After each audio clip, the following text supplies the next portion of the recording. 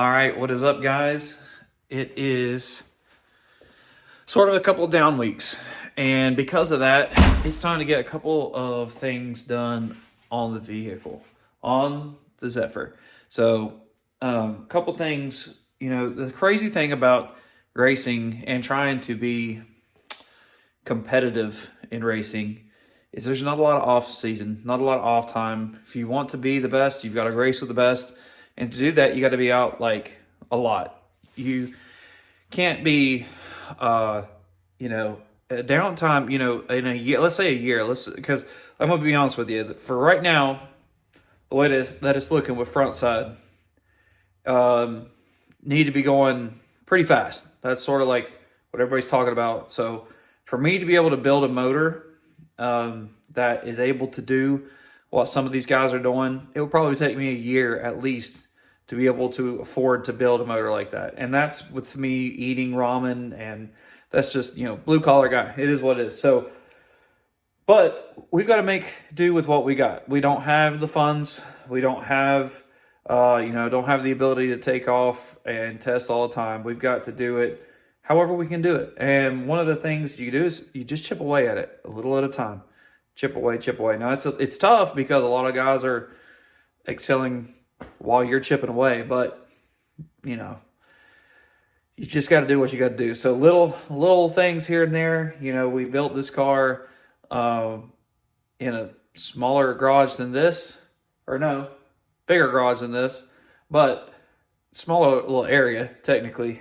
And now we're going to raise the game a little bit. Hopefully, I don't know when. The problem that we are running into is I've got these 2 weeks off, and then we're going to try to race Elk Creek Dragway. November 4th has a no prep. And then I think November 11th, Wilkesboro has a no prep. But we may take the next few weeks off after that, get ready for Dig or Die in December. And then after that, there's some stuff going on around New Year's that I really want to have the car together for. So let's talk about what we're going to try to do, the upgrades that we're going to try to do to the Zephyr. All right, one of the things here, as you can see, nice and pretty. Let's turn this thing around here. Rock Solid Motorsports. This is their 3.6 gallon fuel cell. Stephen Eads with Rock Solid, they have a great YouTube channel. You can check them out. I mean, check out the dimes. This thing looks amazing. I don't know if I can get, there we go. I mean, the welds on this thing are insane. It's so good. So our plan is to go M1. That's our plan. Doing that is going to be a little interesting. Just because I don't have a motor plate. Probably should have one, but if you look, a motor plate would be sort of an ordeal with the turbo setup. Yeah, it would just be the way that I built the turbo kit. So we would probably have to refabricate the turbo kit to get things to work the way they need to. But we did buy I bought a fuel pump hanger deal going from Alky Diggers, and I'll show you the next big upgrade we got. Here she blows. This is the Aeromotive. I think it's 12 gallons per minute. Belt driven is what we're going to go with. I'm actually going to not be using this. They call them lollipops. We're going to be doing the one that's a single slot through here. I got to order it here soon. Because our bracket kit that we got, I'll show you that real quick. Let me go right over here. Our bracket kit that we got here we actually got this from Good Vibrations Motorsports. They had a back stock of a bracket that Enderly does not make any longer. So this is just a very simple bracket here. And this, from what I understand, is going to mount up here somewhere like this. We got some long bolts right here. Oh, let's see if I can get them out here. Look at these long bolts here that are going to go all the way through. And let's see if I can pull these. It's all in one thing, so I don't want to open it just yet. But this is going to go like this right here, just like that. So we'll probably be getting rid of that alternator bracket for the time being. Although maybe not, because we got some other things we may start doing. So that's going to go there. So I'll talk to you a little bit about my decision for this. So it's really difficult to try and make like a smart decision when it comes to this car. You know, do we do what a lot of guys are doing? Put a dash back in it, put another seat back in it. I have a big radiator sitting over there with a big fan that will fit right here. And put the alternator back on it and run street car stuff. Or do we try, I mean, and that's really not that big of a deal. I mean, it is, but I think, you know, we could be competitive in that area, but it becomes like, then do we switch over from E85? Because one of the reasons that we're doing this, which I can still run E85 on this pump, but a lot of people, but that's also why this fuel cell is here, is we're going to run the fuel cell up front, go to M1, and then probably the baddest set of injectors, which is funny because I just saw my buddy Trevor Whitaker, which if you aren't following him, go follow Hood Rat Racing on YouTube. But we got ourselves a set of billet atomizer. These are 575s actually. Those are pretty much units. So pretty excited about that.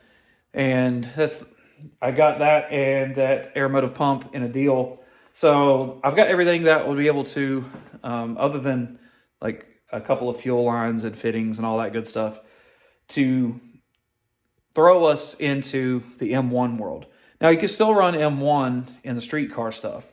That should be no problem really. So there's no problem there. So, but like, do you put the time? Do you buy the Kirky, put it in the dash, which I would love to have a dash again, anyways, because it would sort of cover up some of our clutter going on. You know, alternator, radiator, all that stuff. Do we do that? You know, is that feasible for us to do? And do we jump into street car, or do we just keep trying to? You know, with the M1 and the additional fuel pressure, or fuel, what is it? Flow. The additional fuel flow, will we have enough power to, you know, to be able to run the kind of times that some of the front side is taking now? I mean, I know on a really, really, really good front side surface, some of these cars, we don't have the, we just won't have the power. But I say all that to say this. I've been doing this since, well, I bought like my first dig races, like not roll racing, but my first dig street stuff was in 2014, 2015. So not that long ago, 8-9 years. So, which I mean, I had raced before that. I've been racing since I was 17. But first, and that was all either racetrack or I didn't know that people did dig racing street. But anyways, and the thing that I've always done is I've always raced out of my class. That's just what I do. With the white car, if you've watched this channel or been part of this channel at all, I have raced, 1,300 horsepower GTRs. I mean, I raced in Kansas at Toby's race, which is a race that I should not have been a part of, really. But I was like, man, you never know what could happen. You know, my first real deal street race that we went to, I ended up winning and racing against cars that were definitely faster than me, but we could go A to B. So that is just how it works. I'm never going to not go. I may whine about the way that things are going with the, you know, I'm a regular blue collar dude. I'm not able to compete with the stackers and the toters and all the money that gets thrown at in racing. But I'm blessed, and I have a great job. I have a supportive wife. I have kids that love to go race. And so I'm going to be there, and I'm going to try my hand no matter what. And if I somehow fit a class that's a little better, awesome. If not, small tire, it is what it is. If run what you brung, if it ends up being that is the only thing you get to race, I'm going to race it. You know, I didn't put this car together to not race, and I'm not going to sell it just because I'm too scared. That's some wussy stuff. I'm not doing that. So that's the reason why we invested in this. You know, I sold a side-by-side. We got some things. I was able to procure this, and now I'm chipping away at it. Thank God for Afterpay.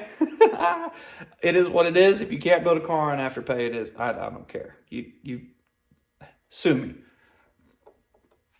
It is what it is. So one other thing that we bought from Rock Solid, let me show you that here. We've been having, not an issue, but, you know, we're pushing some boost. We got a little bit of crankcase pressure, and I don't have the valve covers. They are not baffled the way that they should be. So I'll show you what else. This is my little Moroso catch can deal, and we got both sides running to it. You know, 12 AN, it is what it is. I mean, and it accumulates like 3 or 4 passes. This deal will start spewing. And as you can tell, like, it spewed so bad, I zip-tied rag around it. You got to do what you got to do to make it next pass. So what we purchased is the mid-size puke tank from Rock Solid Motorsports. This deal is awesome. I've been told that this will, you know, this is the best route to go. You get fluids away from underneath of the car. We're going to end up putting it back in this corner back here. And I've got some fittings or some line coming because it's going to be 16 AN line or the big 1-inch stuff like this right here. But we're doing a little different stuff for it. I'm going to end up having to pull the valve covers, and we're going to redo this. I may put a baffle back in that if I can. I don't know. I'll talk to some people about them and see what they recommend. But this thing is going to be perfect. We're going to be moving some stuff around in the back here over the next couple of weeks, and this thing's going to fit perfect. I'll show you where we're going to end up putting this because I've got some room here. We're going to end up moving this setup, getting it a little prettier, this deal here. And we're going to move that, and this deal is going to sit right there where that is. So, I mean, as you can tell, it's perfect. It's going to sit perfect there. So I'm excited about that. Another thing that we've got to redo, some of this back here, my weights situation did not work out. And so we're going to end up redoing some of this stuff here in the back as well.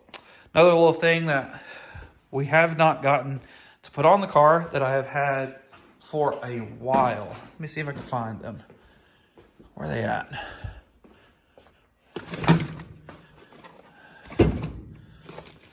Of course, can't find them. Of course. No idea. And boom, found them. They were actually in the race trailer. So these are some rock lights that we're going to put under the rear tires just to help us for like dig or die, some of those races there.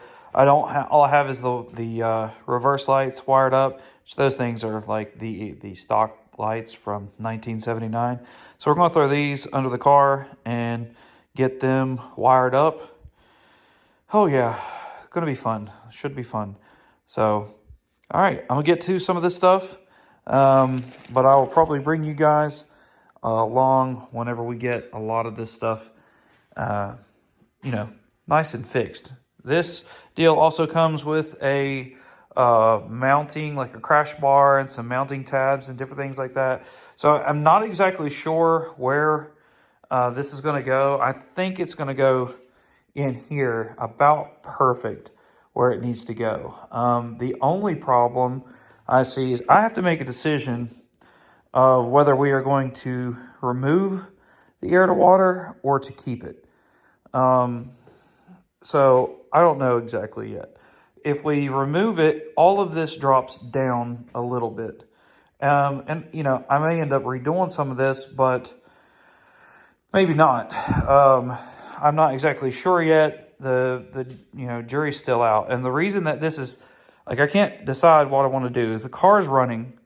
I don't really want to change it, but I know that we need additional fuel for one. So we may try, possibly, just to hook the fuel pump up to the tank in the back and go from there and run the rest of the year on the 85 until after New Year's. That's a chance. There's a chance we may do that. I'm not exactly sure yet, but that way we can have an additional, some more power up top. And we won't install that just yet, but I am going to install the new puke tank system. Oh, it's so hard. So reason that it's such a hard decision is because, like, I don't want the car to be down, but I want the upgrades to take place. So and if I upgrade to M1, we've got to take it and get it retuned. And, you know, there's a whole lot there. And I sort of have a handle on the tune right now. So I don't want to do all that before dig or die. So I think the plan that we're going to stick with right now is try to get the fuel pump going with the tank in the back. See if that works. If it doesn't, oh well. I'm pretty sure that I can get that going. Maybe. We'll see. Then the next is going M1, and that's later. Then we got to figure out if we want to switch the car over to, you know, abide by extreme street and true street rules. See what we can do there. So I don't know. It's tough. I don't know exactly what we need to do, but I just want to talk to you guys a little bit about that and show you guys what the plans are. Let me know what you think. What should we do with the Zephyr? The Zephyr is it's really in limbo right now whenever it comes to small tire. You know, it's a hard thing because I don't want to go waste money at events that I know that I'm going to be a duck at. And you know, every person wants to win a little bit of money if possible. I've done a little bit of winning this year and it's been nice. It's been real nice. It at least pays for fuel and entries for the next race. And that just helps. It is what it is. But you know, this is a backyard built deal. This is not nothing crazy. And so we just got to figure out, we want to make the right move because we don't want to invest money in the wrong areas. So trying to do it the correct way, do it the smart way, and do it the fun way. This is all about having fun. So for me, it's not a big, huge money deal, but you don't want to be a bad steward over your money either. You don't want to be going and just wasting money for no reason. Which, I mean, racing is a big, huge waste of money. It is what it is. But I love it. It's fun. It is. I love this car. I mean, it's pretty crazy that I built this car. This car's been 3 years in the making. And so, you know, we're gonna see what we can do with the stuff that we have now and then go from there. I think that's the smartest way to go about this, and see if we can, you know, I don't know. We may not touch a thing until after New Year's. We'll see. I gotta talk to some people who are a little bit more knowledgeable than me on it and go from there. We may end up doing E85 in this tank. I don't know yet. Not sure. But we got to buy some stuff and we got to do some stuff. So I'm going to look and see what it's going to take to put some wiring and some different things. I'm still waiting on parts. That's sort of the name of the game when you start upgrading cars, is you figure out what parts you need, then you order some, then you put those on, then you figure out what more parts you need, then you order them, then you wait. You know, unfortunately, we don't have the luxury of just running to a place here local to get anything that has to do with, you know, I am the source. So, all right, guys, let me know what you think in the comments. Hit that like button. Sorry it's not racing. Unfortunately, we got work to do and we've got family stuff, and not unfortunate on the family stuff. Family stuff's awesome, but we are going to have us a break for a couple of weeks here. So let me know. I'm going to try to get some content out for you guys. And yeah, We will see you in the next one. Peace.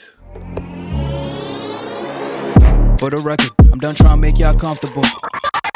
For the record, you ain't trying to grow, then it's done for you. For the record, lab on me going all the way. For the record, ain't trying to link, no time to waste. For the record, yeah. For the